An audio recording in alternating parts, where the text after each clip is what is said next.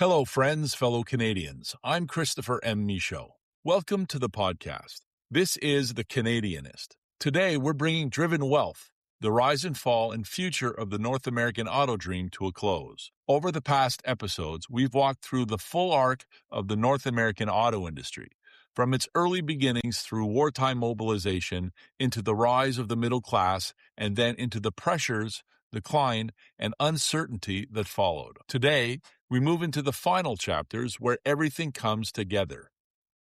This is where we step back, take stock of what it all means, and ask the bigger questions about work, stability, and where this is all heading. This series has been part of a broader effort to understand not just where we are, but how we got here. The world is changing. Canada is feeling it. And if we're going to respond to it properly, we need to understand the path that led us to this point. I hope you found value in this journey. Let's begin. Chapter 7, The Survival Question. The automobile industry isn't disappearing, but the question it now faces is different from the one that defined its past. For much of the 20th century, the central question was whether the industry could produce vehicles efficiently enough to meet demand. Mass production answered that question with remarkable success. Factories produced cars at scales previously unimaginable. Prices fell relative to income. Ownership expanded across society. The automobile became ordinary. And today, the question isn't whether cars can be produced. They can.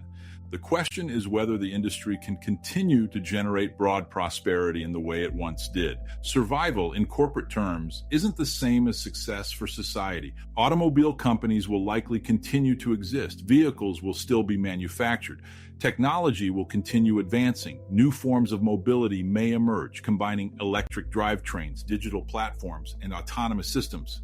The industry will adapt, but adaptation alone doesn't guarantee shared wealth. In many ways, the modern automobile industry is more technologically sophisticated than at any point in its history. Vehicles are safer, more reliable, and more efficient than the machines produced in earlier decades. Manufacturing systems are extraordinarily precise. Global supply chains coordinate production across continents. The engineering achievements are undeniable, yet the social outcomes are more complicated. Factories that once employed tens of thousands of workers now operate with far smaller labor forces. Automation and digital control systems allow companies to produce more vehicles with fewer employees. Productivity rises, but the benefits don't always spread evenly across society.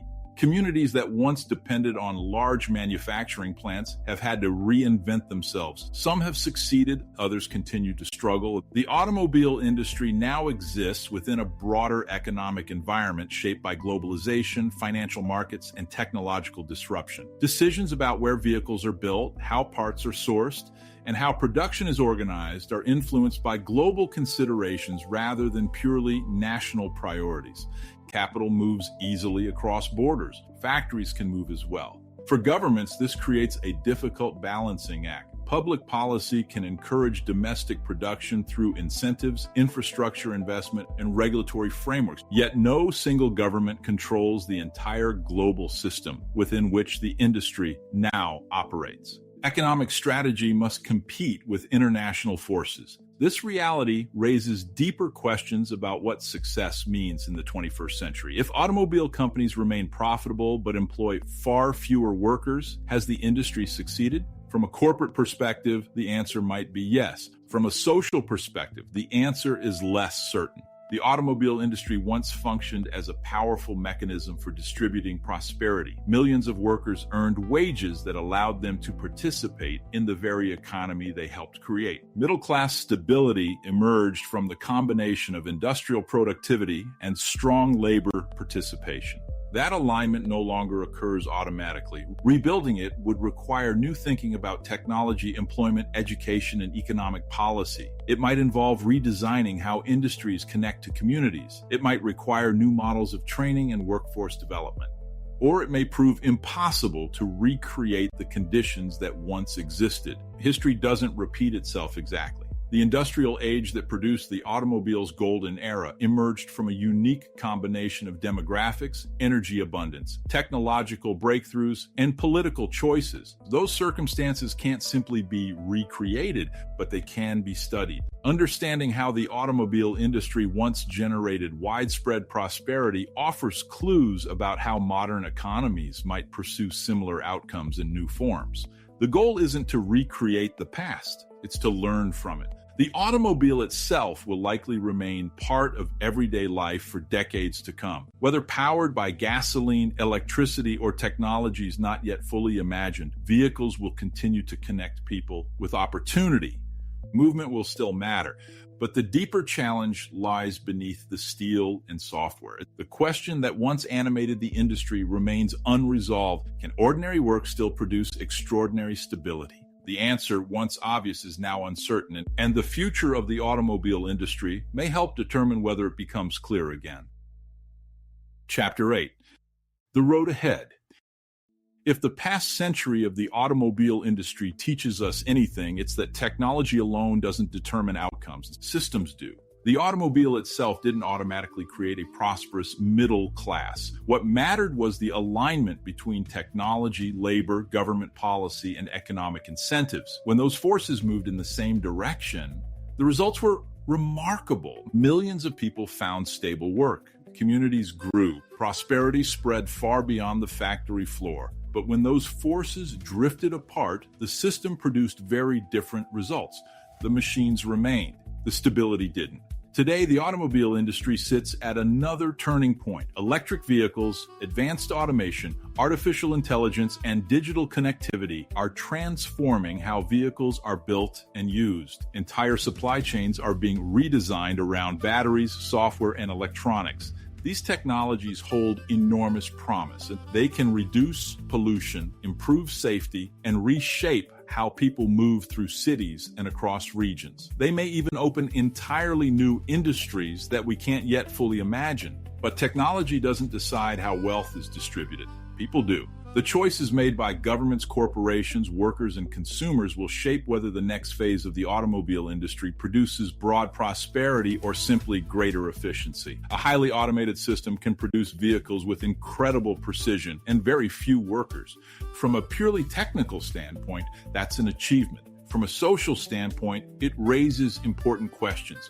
What happens to the communities that once relied on large manufacturing plants? What happens to workers whose skills were built around older systems? What happens to the promise that industrial progress would lift large portions of society together? These aren't new questions. They've appeared in different forms throughout industrial history. Each generation faces them again as technology evolves and economic structures shift. Sometimes societies find ways to adapt successfully. Sometimes they don't. The future of the automobile industry won't be determined by engineering alone. It will depend on whether institutions, policies, and economic systems evolve alongside technology. Training systems must adapt to new skills. Infrastructure must support new forms of energy and mobility. Public policy must balance innovation with stability, and businesses must decide whether efficiency is their only goal or whether broader social outcomes still matter. None of these choices are simple, but ignoring them won't make them disappear. The automobile industry has always been more than a collection of factories and machines. It's been a mirror reflecting the priorities of the societies that built it. In the 20th century, that mirror reflected a belief that industrial progress could produce widespread prosperity.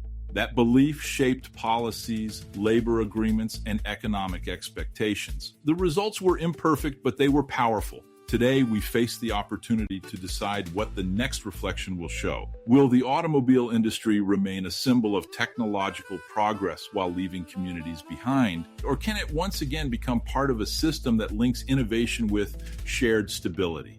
And the road ahead hasn't been written yet, but history suggests one thing clearly. Prosperity isn't automatic, it's built. And that brings us to the final question. Epilogue: the factory lights. For most of the 20th century, when the lights came on in an automobile factory, it meant something simple.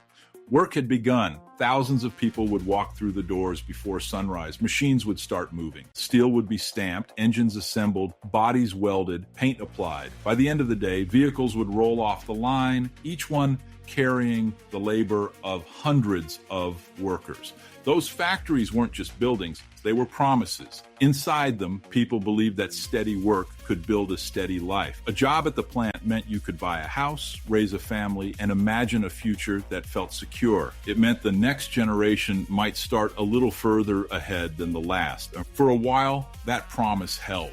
The factories grew. The middle class expanded. Entire communities formed around the rhythm of the assembly line. But history doesn't move in straight lines. Some of those factories are quieter now. Some have closed. Others run with fewer workers than anyone would have imagined half a century ago. Technology has made production more efficient, but efficiency alone doesn't replace the role those plants once played in the lives of millions of families. Still, the story isn't finished. The automobile industry continues to evolve. New technologies are emerging. New forms of mobility are being imagined. New factories are being built even as old ones disappear. The machines will keep moving. The question that remains is the one that has echoed quietly throughout this book. When the lights come on in those factories tomorrow, who benefits from the work that happens inside them? If the past century teaches us anything, it's that prosperity isn't created by machines alone. It's created by the systems we build around them, and those systems are choices. This has been Driven Wealth, the rise and fall and future of the North American auto dream on The Canadianist. I hope you enjoyed the series. If you'd like your own copy, you can pick up the hardcover edition at thecanadianist.news.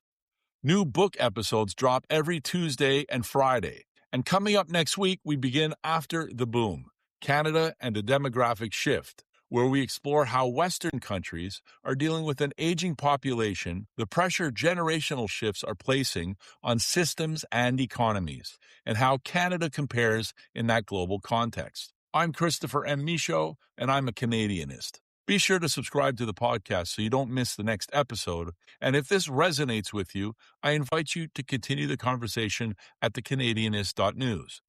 To learn more about the United Canadian Centrists and our vision for Canada's future, visit uccparty.ca. See you next